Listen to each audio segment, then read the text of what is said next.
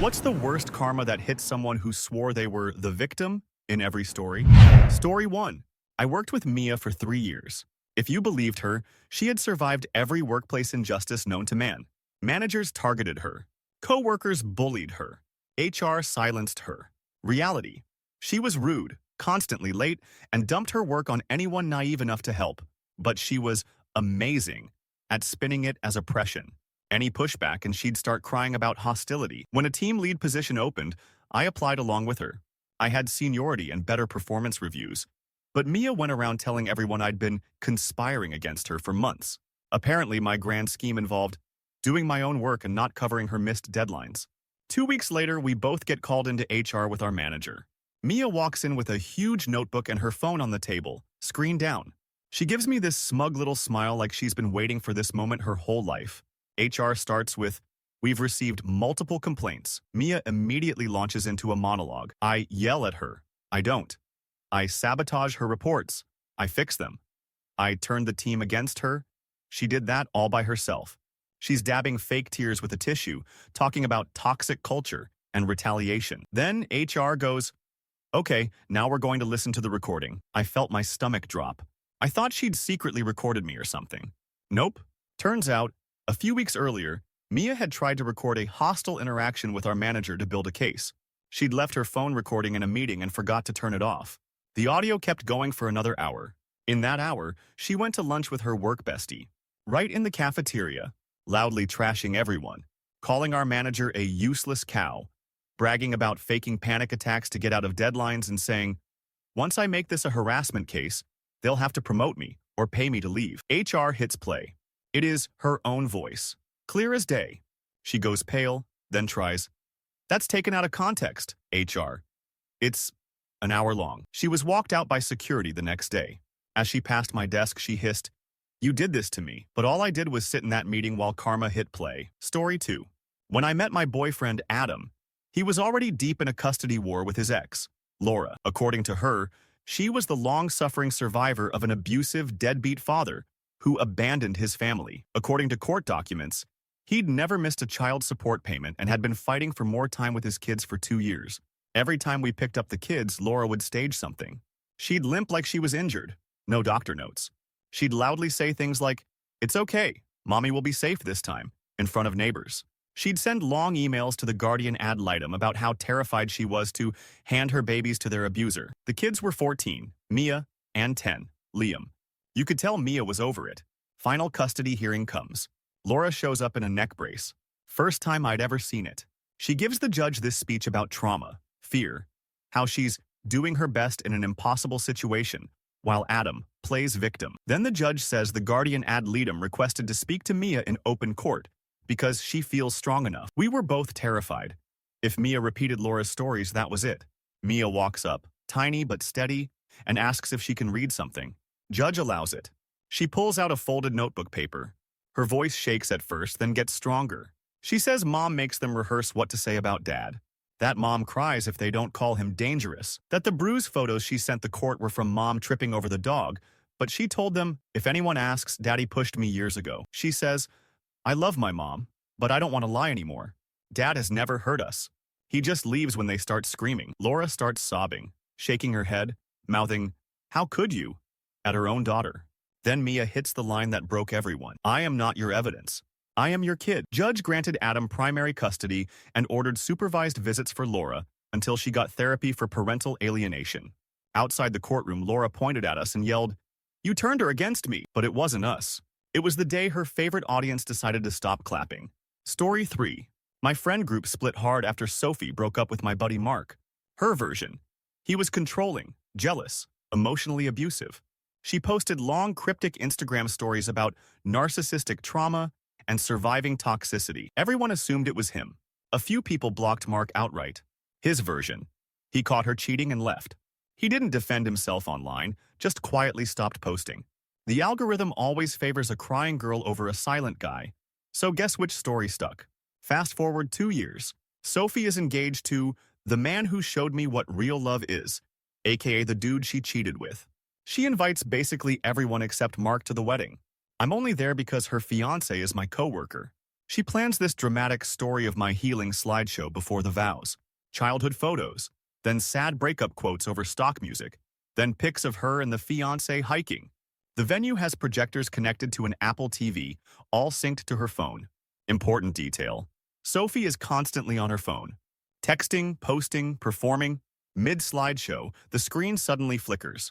Instead of a childhood photo, up pops an iMessage thread, then another. We all realize her phone accidentally screen mirrored. It's her texts from that afternoon. At first, it's just, "I'm so nervous" stuff. Then a message to a contact saved as, "Jay, I wish it was you at the altar." Everyone goes dead silent. Her fiancé is staring at the screen like it's a car crash. Next message. "He's nice but boring. I'll go through with it. Then we'll see each other after the honeymoon like we said." Someone sprints to unplug the Apple TV, but it's too late. We've all read it. Her fiancé included. He quietly walks up to the mic, takes a breath, and says, "Thank you all for coming. There won't be a wedding today." Apparently, I'm the villain in a story I didn't even write. Sophie starts sobbing, shouting that it's not what it looks like, and that he's humiliating her. But for once, no one buys the victim act.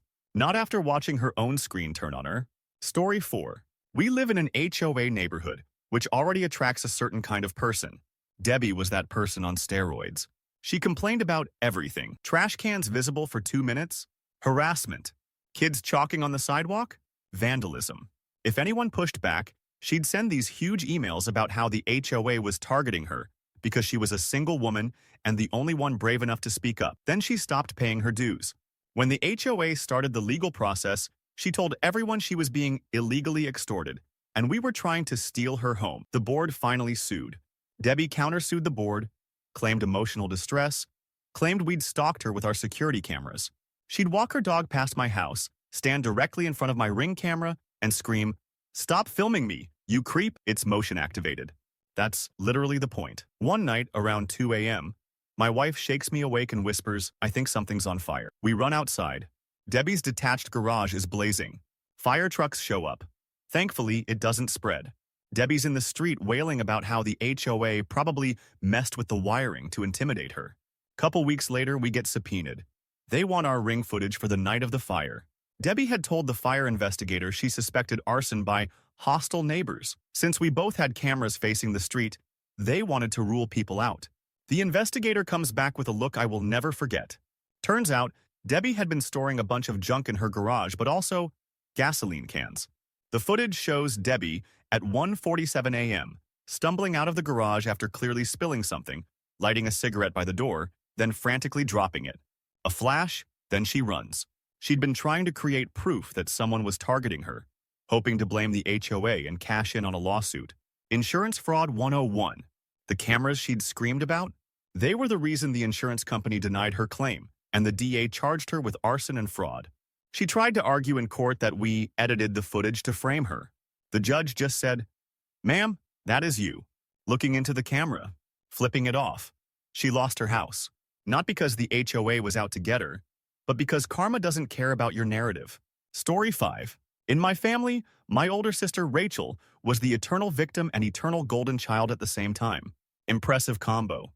If she failed a class, it was because our parents put too much pressure on her. If I failed, it was because I was lazy. If she screamed at our mom, it was because she was overwhelmed. If I asked a question, I was disrespectful. By the time we were adults, she'd rewritten our entire history to anyone who'd listen. She sacrificed everything to care for our ungrateful parents while I ran away. Reality. I moved out at 19 and still came every week. She lived 10 minutes away and showed up when she needed money. When Dad got sick, she really leaned in. Facebook posts about being the only one taking him to chemo. Meanwhile, I was the one sleeping in hospital chairs. She'd breeze in for 20 minutes, take a selfie with him, cry in the hallway loud enough for the nurses to hear, then vanish. Dad died last year. At the funeral, she did a full speech about how our parents favored me and how hard that was for her. But she forgave us all. Everyone looked at me like I'd stolen her childhood. I just sat there numb. Then came the will reading. Rachel was already ranting about how I'd manipulated Dad, how I'd turned him against her at the end. She basically announced to the lawyer that if the will was unfair, she'd contest it because Dad was easily influenced. Lawyer clears his throat and says, Dad left a video to be played before the will. Dad shows up on screen in his hospital gown, looking tired but sharp. He says he knows there will be drama, and he wants his words heard. He talks about how he watched for years while I got blamed so Rachel could be the victim. How he believed her for too long because it was easier.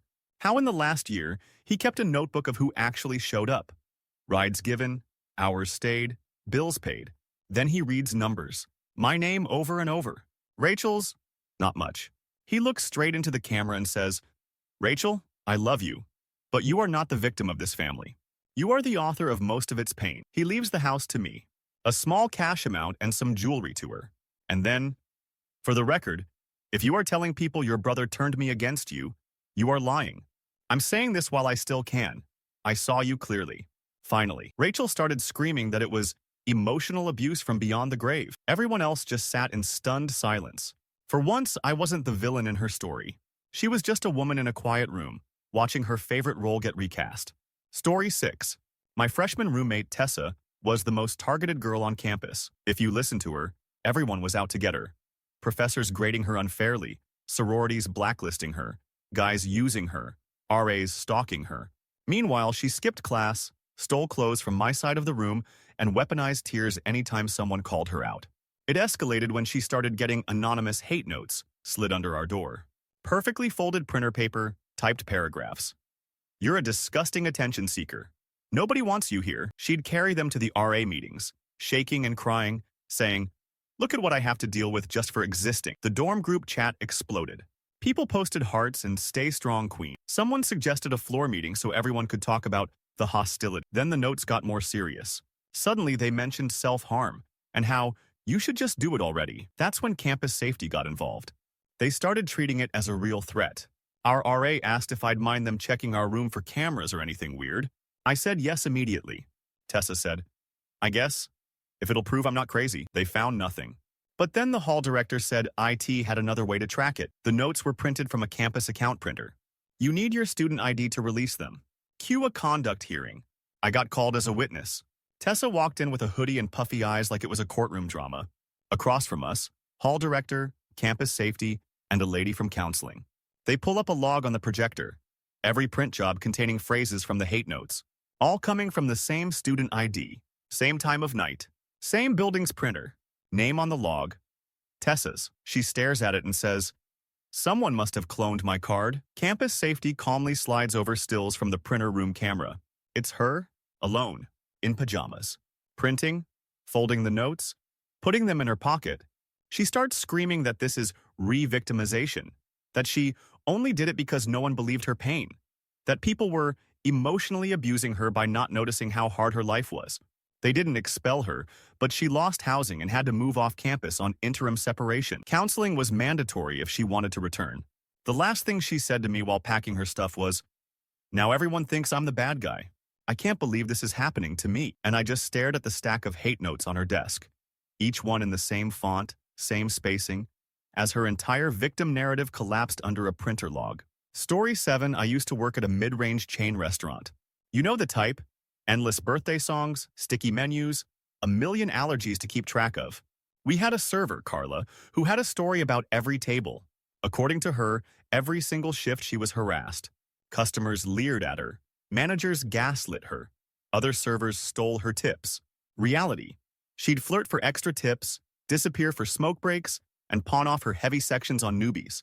If a table complained that their food was late, she'd run to the manager crying that they'd called her stupid or threatened her. Our GM was terrified of a lawsuit, so he'd comp her tables and give her extra breaks.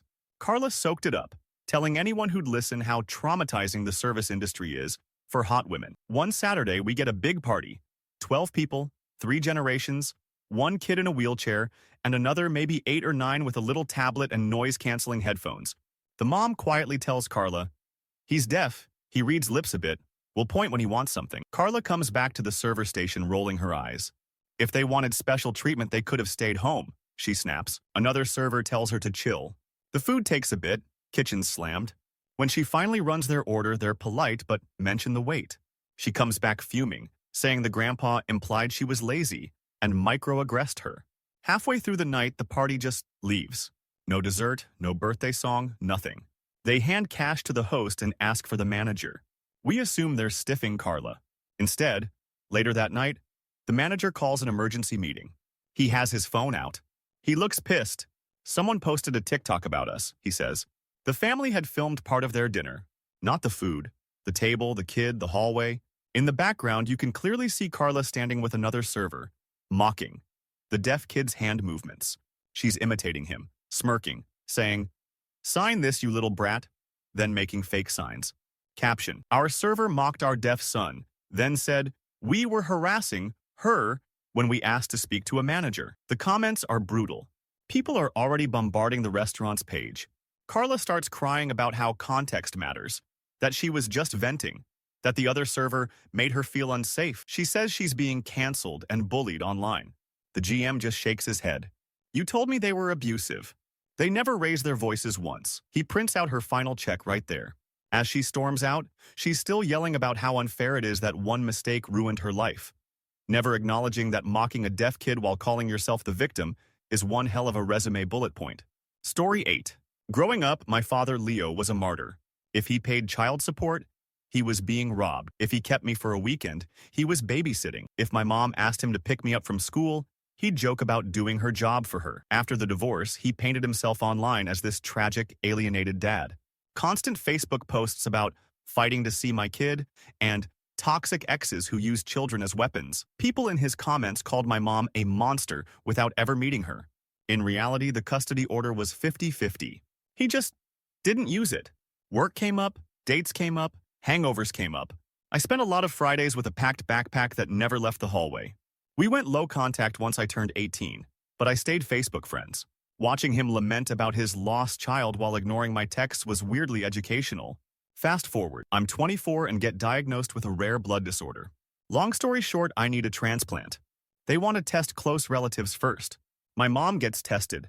Not a match. Her brother, not a match. The doctors say, we should test your father and his side next. I'm dreading reaching out.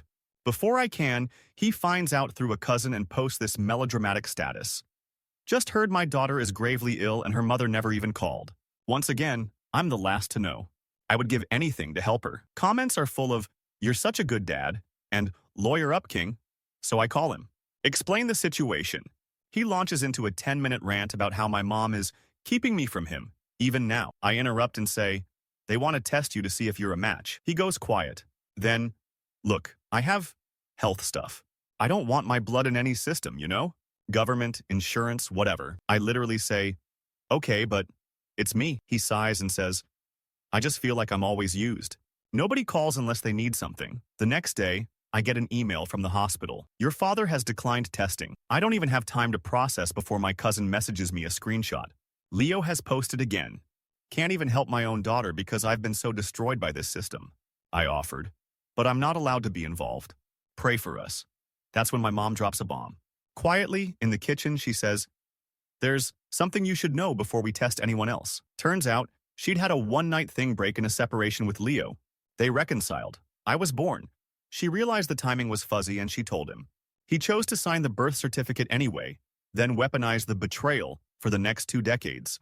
Out of options, I agreed to a full panel and donor registry. As part of it, they do a genetic test that confirms what she suspected. Leo is not biologically my father.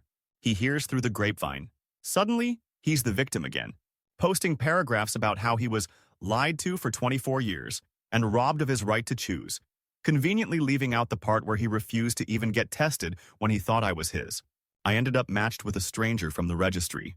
A guy who took a week off work, flew across the country, got stuck with needles, and cracked dumb jokes to make me feel better. When I woke up after surgery, my mom was holding my hand. So was my donor's wife. Leo sent a long message about how he needed space to process his trauma. I blocked him. If your entire personality is being the wounded father, finding out the kid you never showed up for survived without you, that's karma. Not dramatic, just brutally irrelevant. Story 9. I helped mod a mid-sized writing Discord for a fandom. Messy but fun. Prompts, critique channels, drama when someone shipped the wrong couple. We had one member, handle Inkwitch, who was convinced everyone stole from her. Anytime someone wrote a similar trope, enemies to lovers, time loops, amnesia, she'd accuse them of plagiarism. She'd post long rants. Funny how I write a cursed swordfic and suddenly everyone is doing cursed weapon stories. People tried to explain that. Tropes are shared. She'd double down. You're gaslighting me. This community hates original voices. Then she started claiming we, the mods, were intentionally suppressing her work, that we refused to pin her fics because we were jealous. In reality, we pinned news and challenges, not individual stories. Finally, she posted this novella-length fic to AO3 and the server. 50k words. Dark, twisty, honestly pretty decent. She labeled it 100% original concept, do not steal. A month later, we get an email to the mod account from a small indie publisher. They've received multiple concerns about a submitted manuscript that appears to heavily borrow from existing work. The author's name? Real name, but the synopsis matches Inkwitch's fic. Our hearts sank. We thought someone was actually copying her. The publisher asks if we can confirm timestamps of when the fic was first posted, just to clarify. We send them the AO3 link and the Discord logs. They thank us and say they'll get back to us. Couple weeks later, the bomb drops. Another email. Turns out, her manuscript didn't just resemble any random fic. It matched, line for line, huge chunks of a 5-year-old fanfic by another author in a completely different fandom. Same metaphors, same banter, just names swapped and details reskinned. That older fic? Fairly famous. The original author had a big following and had quietly warned the publisher when she recognized her own words in their slush pile. The publisher didn't threaten legal action but did blacklist her. AO3's plagiarism team got involved. We had to ban her from the server for harassment when she started spamming, "I'm being framed everywhere." In her final meltdown, she wrote, "You're punishing the victim because I dared to report all the theft I endured." One of the other mods, who'd spent a weekend manually comparing paragraphs, finally snapped and posted 2 screenshots side by side, her fic and the original. Highlighted sentences, identical. The server went dead quiet. You know how she used to say, "You stole my voice"? Turned out she'd never had one. Story 10. I rent in a slightly run-down triplex owned by a woman I'll call Marjorie.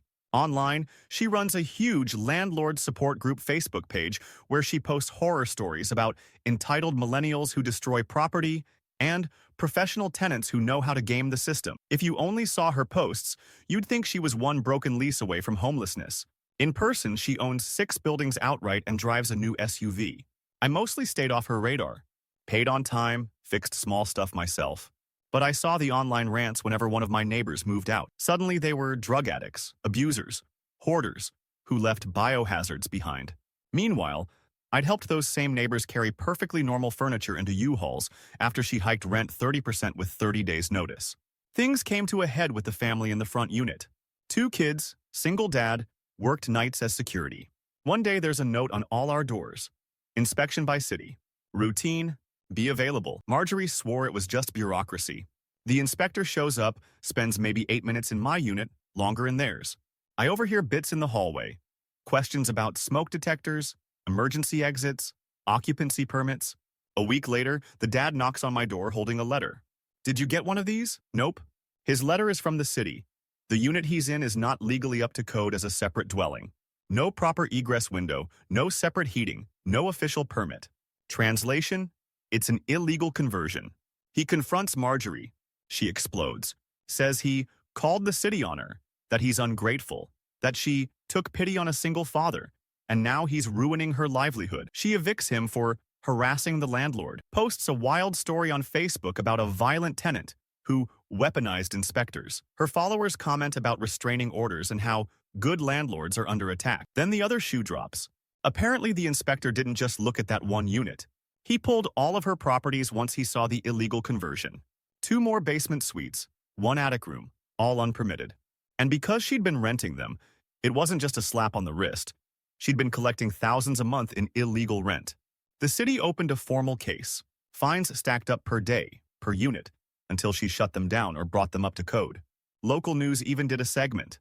Landlord known for alleged nightmare tenants, cited for multiple violations. They used a screenshot of one of her own Facebook posts as the header image.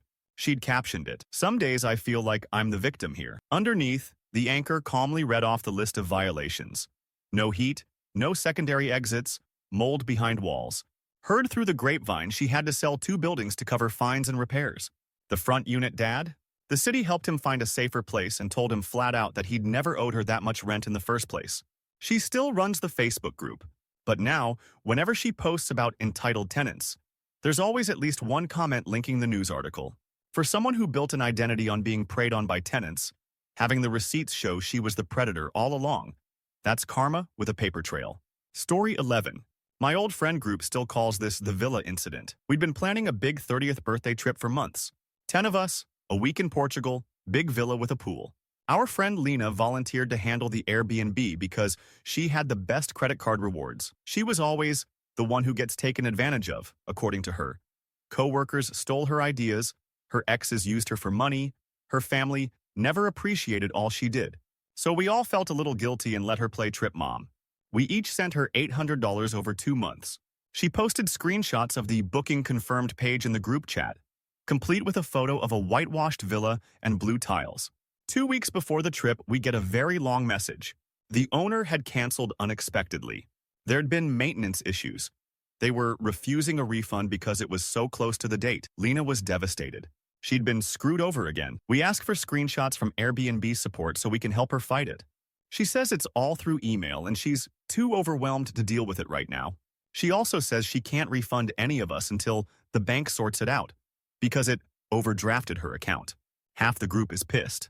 The other half is comforting her because she's sobbing in voice notes about how everyone thinks she's a thief, when she's the real victim of this scam. We don't go on the trip.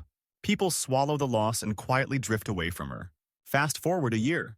One of the original trip people, Priya, actually goes to Portugal with her boyfriend. She tags the same town we were supposed to go to. Out of curiosity, I ask if she ever found a place like our villa. Priya messages back, "Like the one my cousin rents?" I send her the old screenshot from Lena, the booking confirmation with the villa photo. Priya, "Dude, that's literally my cousin's listing." Turns out her cousin had never received a booking under Lena's name. The dates we'd planned? Wide open. No cancellations, no weird maintenance. Priya's cousin still had the entire booking history. She sends me a PDF of it. Nothing even close to our group or those dates. We quietly compare notes. One friend pulls up their bank app. All of us had paid Lena directly, not Airbnb. Another friend remembers seeing Lena with new luggage and a designer bag a few months after the villa incident. We invite Lena to brunch to catch up. Everyone comes except Priya, who's still traveling. Halfway through pancakes, Priya's cousin sends a message into the group chat. A clean screenshot of the villa calendar from last year. Highlighted. The week we booked is clearly empty. Underneath it, "Hey all, I'm the actual host. Nobody scammed your friend. Nobody canceled. There was never a booking." At the table, phones light up simultaneously. You can feel the air change. Lena immediately starts crying. Says it's a misunderstanding. Maybe her card didn't go through. Maybe Airbnb glitched. She swears she was too ashamed to admit it and just kept the money. Her fiancé, who'd come along to brunch, is quietly reading the chat. He asks one question: "Is this the first time you've done something like this to your friends?" The silence that follows answers him loud enough. They broke up a month later. No big fight, just him moving out with a short text to our group. "Thank you for letting me see the full story." For someone who cried about people always using her, losing a vacation, her friend group, and her relationship over 8 stolen deposits felt like karma charging interest. Story 12. I grew up as the pastor's daughter in a small church, which is basically like being born into customer service. We had a treasurer, Miss Irene, who ran the money for decades. Her whole identity was misunderstood holy warrior. She'd corner people at potlucks and talk about how other churches were lukewarm, and how we didn't appreciate her sacrifices. If anyone questioned her about budgets, about how the benevolence fund was being used, she'd say, "I'm being persecuted for doing the Lord's work." She cried a lot about attacks from within. The benevolence fund was supposed to help struggling members with rent, groceries, utilities, but every time someone actually needed help, Irene would say the same thing: "The fund is running low. People just expect handouts." One woman, a single mom named Carla, came in after her hours were cut.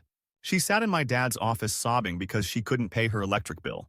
Irene pursed her lips and said, "We can't encourage dependency." Dad slipped Carla some of his own money later, but the church fund officially had nothing. A few months later, a former member who'd moved away, Mr. Cho, emailed the church. He'd done well for himself and wanted to donate in memory of his late wife. He offered a $50,000 gift for the benevolence fund, if the church provided yearly statements showing how the money was used. Dad was thrilled. Brought it up in a board meeting. That's when Irene changed. Suddenly, she was against it. Said it was strings attached. and worldly oversight. She gave this whole speech about how true giving doesn't come with reporting, and how she didn't have time for more paperwork when she already did everything around here. The board voted yes anyway. Free money for people in need? Hard to argue with that. Mr. Cho wired the first installment, but asked very politely for the last 3 years of benevolence records to benchmark need. Dad handed it off to Irene. She stalled, saying she needed more time. She cried in the kitchen about how nobody trusted her. Mr. Cho, being a businessman, eventually hired a local accountant to help the church with transparency. The guy was a member at another church in town and volunteered his time. Irene lost it, said outsiders were invading sacred ground and attacking her integrity. The accountant sat at our dining table one night going through boxes. I recognized the envelopes. Benevolence checks I'd watched Dad write from his personal account, filed as church assistance. Matching entries in the church ledger showed the same amounts paid out, but there were no corresponding checks. Meanwhile, receipts for office equipment and conference travel had Irene's personal credit card number and reward program. In plain English, she'd been reimbursing herself for everything under the sun while telling struggling families there was no money left. The board confronted her after Sunday service in a cramped classroom. She wept, said it was a misunderstanding, that she deserved compensation for all her unpaid work, that this was Satan using accounting to attack her ministry. Dad quietly pushed a folder toward her. On top was a copy of Carla's denied request form, stamped insufficient funds. Underneath it, the same month's $900 reimbursement to Irene for a faith conference in a beach town. He asked, "Do you think God sees any difference between these two? I've never seen someone deflate like that." In the end, they didn't press charges. Small town, long history, but she had to step down publicly. Dad insisted on telling the truth from the pulpit without naming every detail. I sat in the front row as he explained that mistakes had been made, that people had been turned away when help was available. He invited anyone who'd been denied aid to come speak with him personally. Carla walked down the aisle first. For once, it wasn't Irene at the front crying about persecution. It was the people she'd blocked, finally being seen. Story 13. I help coach a U11 boys soccer team. It's mostly juice boxes, grass stains, and reminding kids that you can't use your hands. And then there was Derek. Not a player, a dad. His kid Milo was fine. Average speed, decent footwork, clearly more into drawing dragons on his shin guards than scoring goals. But according to Derek, Milo was a prodigy being sabotaged. If Milo started on the bench, it was favoritism. If we subbed him out, it was targeting. If another kid played striker, it was political. Every game, Derek would corner the head coach, Rob, and rant about how we were ruining his son's confidence. He'd post in the team Facebook group about coaches who play their friends' kids and toxic sports culture. Other parents mostly ignored him, but a few started side-eyeing us like we might actually be benching Messi Jr. One Saturday, Milo trips over his own feet, like every 10-year-old ever, and Derek loses it. Storms onto the field mid-game, screaming that another kid pushed his son. The ref gives him a warning. Derek yells about corrupt refs. League sends us an email about parent conduct. Derek writes back a 3-paragraph response about how he's being harassed and how the real bullying is happening to his family. The league schedules a meeting. U.S. coaches, Derek, 2 board members, and a woman named Jan from the Player Welfare Committee. We're in a tiny conference room at the YMCA with a bowl of stale mints in the middle. Derek shows up with a folder, ready to present his evidence. He has screenshots, printouts of texts, a tally of how many minutes Milo played versus other kids. He slaps it down like it's a court case. Jan listens calmly, then says, "Okay, now we're going to talk to the players." One by one, they bring in kids, without parents, just to ask how they feel about the team. The boys talk about Fortnite more than soccer, but a pattern emerges. They don't like it when Derek yells. They feel nervous when he's at practice. Finally, they bring in Milo. Tiny kid, big glasses, jersey hanging off his shoulders. Jan smiles and asks, "How do you feel about soccer?" He shrugs. "It's okay. What do you like best?" "When practice gets canceled," he blurts. Then he claps a hand over his mouth like he said a bad word. Jan asks why. Milo picks at a loose thread on his shorts and says, "Dad's happy when I score. He's mad when I don't. At home he makes me watch videos and do drills. I like drawing more." Derek starts shaking his head. He's being coached to say this. Jan gently asks Milo, "If you could pick any activity instead of soccer, what would it be?" He doesn't hesitate. Art club. Or chess. There's this quiet, heavy moment. The board member clears his throat and says, "Derek, Based on multiple parent complaints and what we've heard today, we're suspending you from attending practices and games for the rest of the season.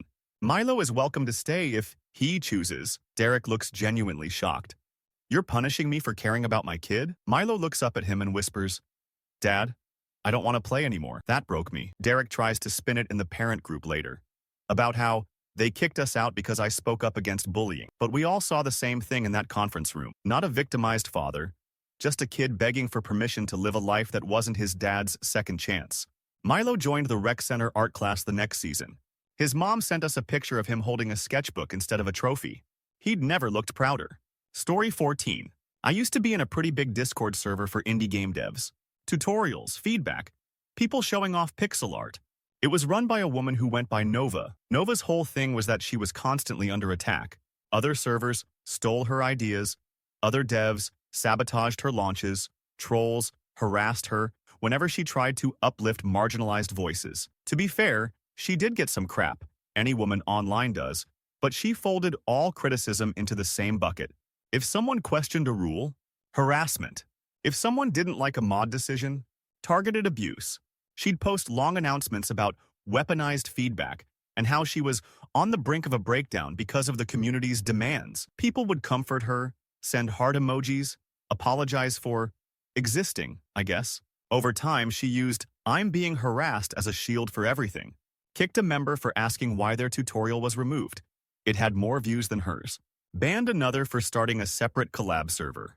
Each time she framed it as protecting herself from abusers. Then the report started.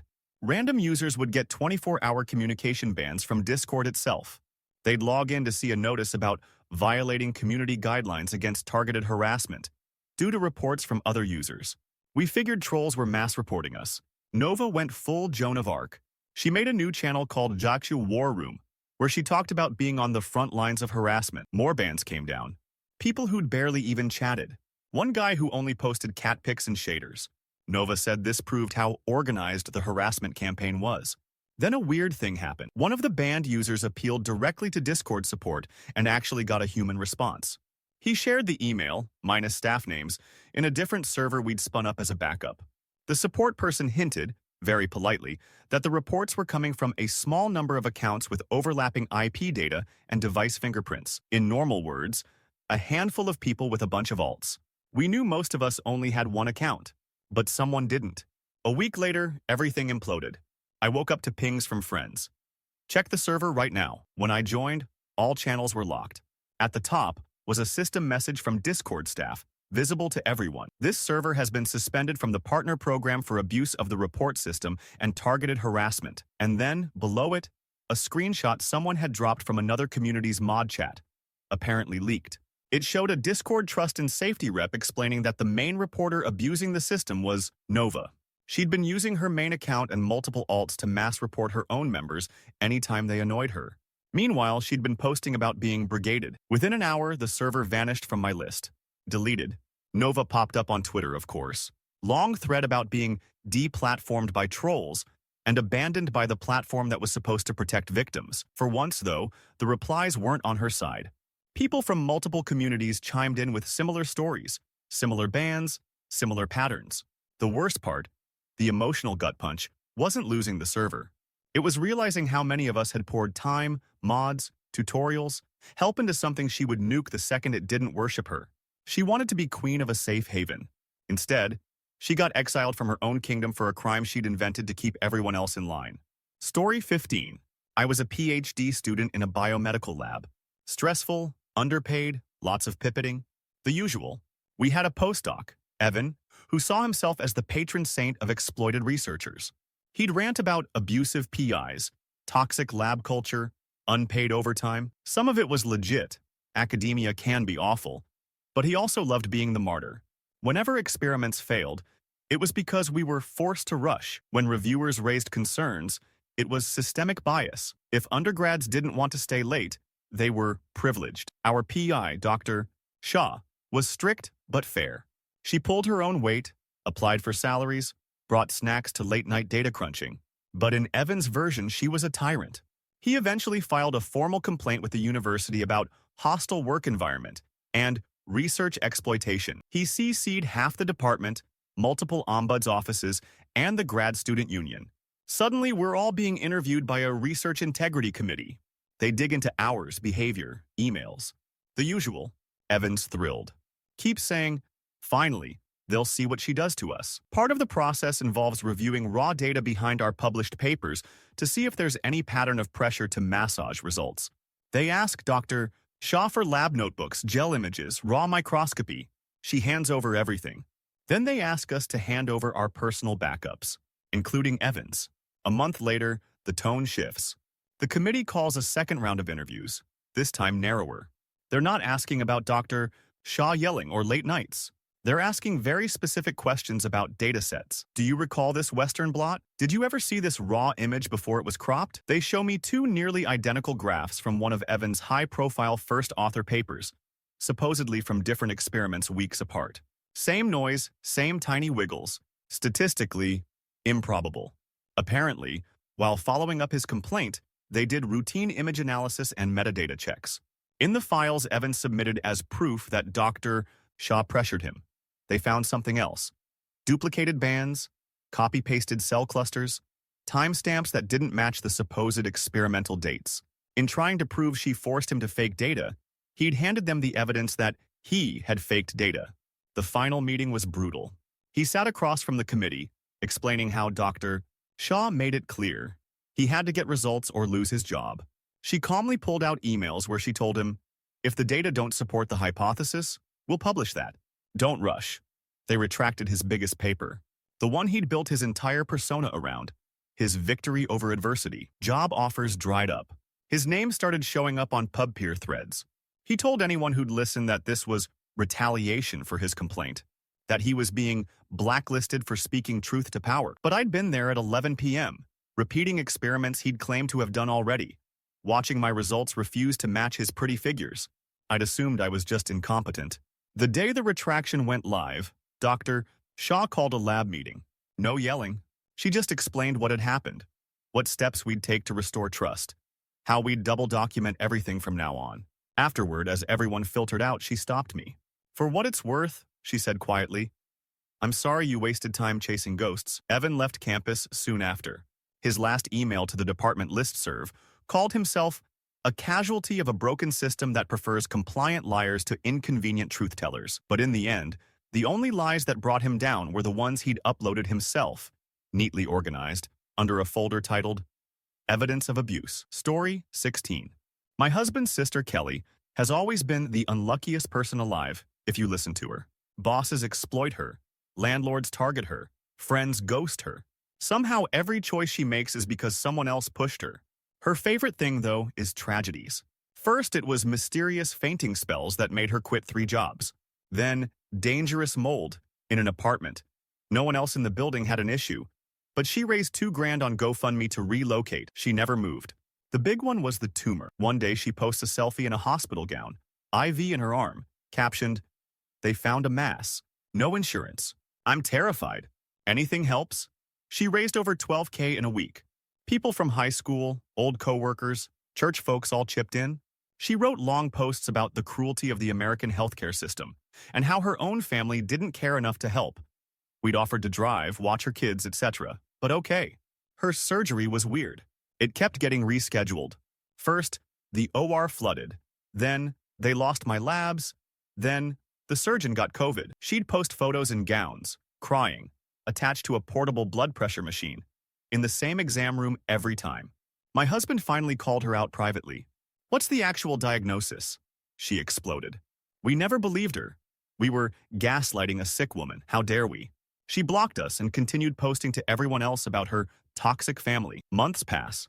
No pathology updates, no surgical scars, and the constant bikini pics. People start quietly noticing.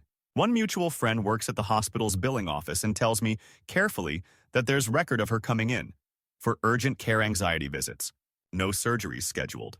I don't expose her. Honestly, I just step back. Fast forward a year. I get a call at 3 a.m. from my mother-in-law. Actual panic this time. Kelly's in the ER with real abdominal pain, fever, the whole thing. I go sit with my MIL while they run tests. The doctor comes in looking tired but kind. "We found a mass on your ovary," he tells Kelly. It's serious but treatable. We'll need surgery soon. She starts sobbing, repeating, no one will help me. No one ever helps me. She tries to log into Facebook right there to start explaining her journey. Then the financial counselor comes in. Calm, professional, flipping through a file. Looks like last year you listed a GoFundMe as reported income for tumor surgery on this charity care application.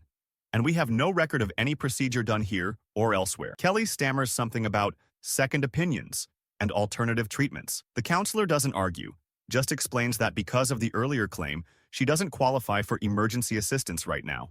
Too many discrepancies. They'll work with payment plans, but no shortcuts. Later, in the hallway, the doctor pulls me aside. Is there anyone who can help advocate for her? Family? Friends? She's burned a lot of trust here. I look at my Emil, who has already taken out a loan to cover the deposit. The only person really helping is the toxic mother she's been trashing online for years. When Kelly finally posts about the real tumor, the comments are ice cold. People ask, is this like last time? Donations sit at $75 after a week. She keeps saying, I can't believe everyone's abandoning me now, when I actually need it. But that's the thing about crying wolf. Eventually the wolves show up, and all you've got left is the one shepherd you spent years calling abusive.